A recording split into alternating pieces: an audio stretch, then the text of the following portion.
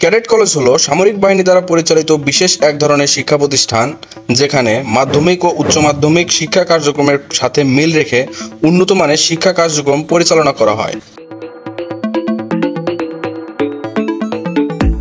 Cadet কলেজে শিক্ষার্থীরা সপ্তম শ্রেণী থেকে দ্বাদশ শ্রেণী পর্যন্ত পড়াশোনা করতে পারে। এখানে প্রচলিত শিক্ষা কার্যক্রমের পাশাপাশি আরও অতিরিক্ত বিভিন্ন বিষয়ের উপর শিক্ষা প্রদান করা হয়। কেন ক্যাডেট কলেজ এত বেশি আকর্ষিত? কেন সকল অভিভাবক চায় তার সন্তানদের ক্যাডেট কলেজে পড়াতে? এ বিষয়ে আলোচনা করব আজকের এই ভিডিওতে। চলুন শুরু করা যাক। সেনাবাহিনী দ্বারা পরিচালিত ক্যাডেট কলেজে প্রতিটি কার্যক্রম শৃঙ্খলার সাথে এবং নিয়মতান্ত্রিকভাবে পরিচালনা করা হয়। ক্যাডেট কলেজের বেশিরভাগ শিক্ষার্থী পরবর্তীতে সামরিক বাহিনীর অফিসার হিসাবে এবং বিসিএস পরীক্ষায় উত্তীর্ণ হয়ে বাংলাদেশ সিভিল সার্ভিসের অফিসার হিসেবে নিয়োগপ্রাপ্ত হয়। উন্নত শরীর গঠনের জন্য প্রতিদিন শরীরচর্চা করা হয়। এছাড়া এখানে রয়েছে ফুটবল, বাস্কেটবল, ভলিবল, সাঁতার সহ আরও বেশ কিছু শারীরিক খেলাধুলা করার ব্যবস্থা।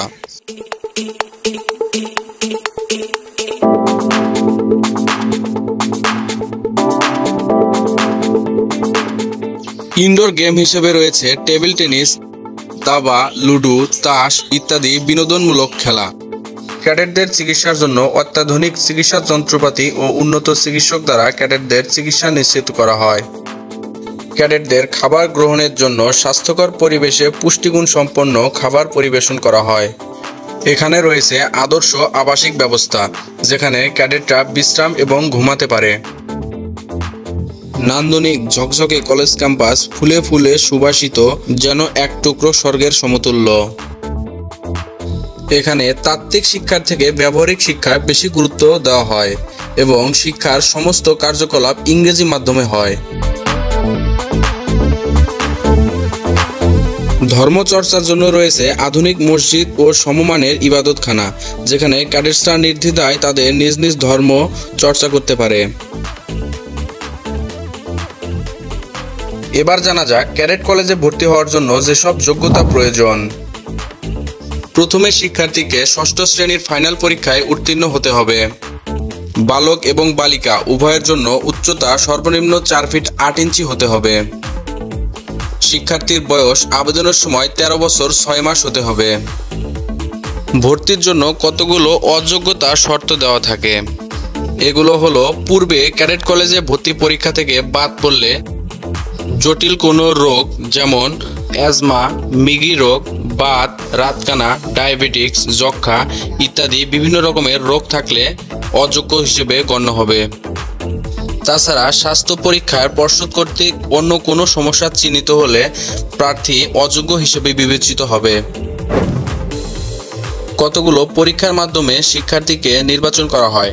প্রথমে 300 মার্কের লিখিত পরীক্ষা, এর মধ্যে ইংরেজি 100 মার্ক, গণিত 100 মার্ক, বাংলা 60 মার্ক এবং সাধারণ জ্ঞান থেকে 40 মার্কের লিখিত পরীক্ষা নেওয়া হয়। এরপর 50 মার্কের মৌখিক বা ভাইভা পরীক্ষা নেওয়া হয়, যেখানে শিক্ষার্থীকে বিভিন্ন অংশ থেকে প্রশ্ন করা হয়। ভর্তির জন্য বিশেষ কিছু প্রার্থীর জন্য প্রচলিত কিছু কোটা রয়েছে, যেমন সম্মানিত মুক্তিযোদ্ধাদের ছেলে মেয়ে নাতি নাতনিদের জন্য কোটা, সশস্ত্র বা সামরিক বাহিনীতে কর্মরত ব্যক্তিদের সন্তান, প্রতিরক্ষা মন্ত্রণালয়ে কর্মরত ব্যক্তিদের সন্তান, ক্যাডেট কলেজে কর্মরত ব্যক্তিদের সন্তান এবং ক্ষুদ্র নৃগোষ্ঠীদের জন্য রয়েছে প্রচলিত কোটা।